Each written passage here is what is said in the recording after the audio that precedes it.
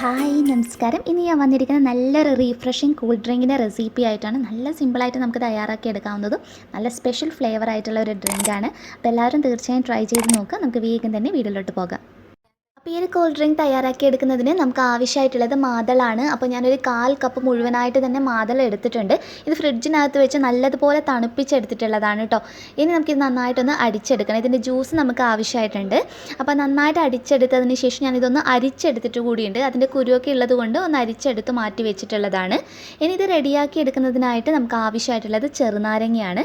ചെറുനാരങ്ങ ചെറുതായിട്ട് ഇതുപോലെ ഒന്ന് കട്ട് ചെയ്തെടുക്കാം. അപ്പോൾ ഈ തൊലി ഒന്ന് കളഞ്ഞിട്ട് വേണമെങ്കിൽ അങ്ങനെ ചെയ്തെടുക്കാം കേട്ടോ. അപ്പോൾ ചില സമയത്ത് കയ്പ്പ് ഉണ്ടാവാനെല്ലാം ചാൻസ് ഉണ്ട്. അപ്പോൾ അതൊന്ന് ശ്രദ്ധിച്ചാൽ മതി. പിന്നെ അതുപോലെ തന്നെ ഒരു തണ്ട് മുഴുവനായിട്ട് പുതിന ഇലയാണ് നമുക്ക് ആവശ്യമായിട്ടുള്ളത്. അപ്പോൾ ചെറുനാരങ്ങ നീരും പുതിന ഇലയും കൂടി ചേർത്തിട്ട് മിക്സിയിലിട്ടിട്ട് നിങ്ങൾക്ക് വേണമെങ്കിൽ നന്നായിട്ട് അടിച്ചെടുത്തിട്ട് വേണമെങ്കിലും ചെയ്തെടുക്കാം കേട്ടോ. അതല്ലെങ്കിൽ ഇതുപോലൊന്ന് കുത്തി ഉടച്ചു കൊടുത്താൽ മതി. പക്ഷേ നമ്മൾ മിക്സിയിലിട്ട് നന്നായിട്ട് അങ്ങ് അരച്ചെടുക്കുന്ന സമയത്ത് പുതിന ഇലയുടെയൊക്കെ ടേസ്റ്റ് വളരെ കൂടുതലായിട്ടായിരിക്കും ഉണ്ടാവുക. ഇങ്ങനെ ചെയ്തെടുക്കുമ്പോൾ നല്ലൊരു ഫ്ലേവറിൽ നമുക്ക് തയ്യാറാക്കി എടുക്കാൻ കഴിയും. അപ്പോൾ അത് നിങ്ങളുടെ ഇഷ്ടത്തിനനുസരിച്ചിട്ട് അഡ്ജസ്റ്റ് ചെയ്തിട്ട് ഒന്ന് ചെയ്തെടുത്താൽ മതി കേട്ടോ. അപ്പോൾ ഇത് ഇവിടെ റെഡി ആയിട്ടുണ്ട്. ഇനി നമ്മൾ നേരത്തെ തയ്യാറാക്കി വെച്ചിട്ടുള്ള മാതളത്തിൻ്റെ ആ ഒരു ജ്യൂസ് ഇതിനകത്തോട്ടേക്ക് ഒഴിച്ചു കൊടുക്കുക. അപ്പോൾ മാതളം കൂടി ചേർത്ത് ചെയ്യുമ്പോൾ ഇത് ശരിക്കും നല്ല ടേസ്റ്റിയാണ് കേട്ടോ. അതുപോലെ പുതിനയിലയും ചെറുനാരങ്ങ നീരൊക്കെ വരുമ്പോൾ ഒരു സ്പെഷ്യൽ ഫ്ലേവറാണ് ഈ ഒരു ഡ്രിങ്കിന്.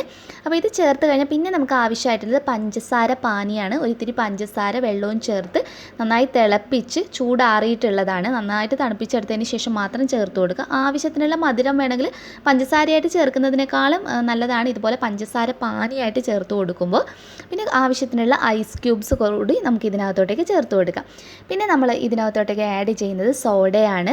സോഡ ചേർക്കുമ്പോഴാണ് ഇത് ഏറ്റവും ടേസ്റ്റി. ഇനി നിങ്ങൾക്ക് സോഡ കയ്യിലില്ല എന്നാണെങ്കിൽ അതിന് പകരം നല്ല തണുത്ത വെള്ളം ഒഴിച്ചു കൊടുക്കുക.